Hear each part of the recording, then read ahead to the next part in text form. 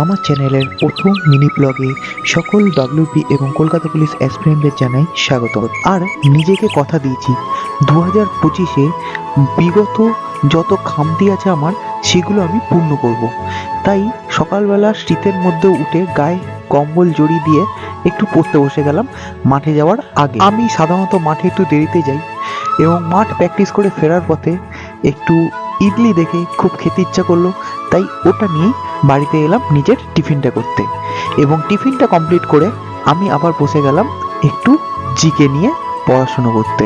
এই বছরটা ঠিক করেছি পুরনো জিনিসগুলোকে আবার প্রথম থেকে শুরু করব, তাই চ্যালেঞ্জার বইটা নিয়ে ওটারই জিকে পড়া আমি শুরু করে দিলাম।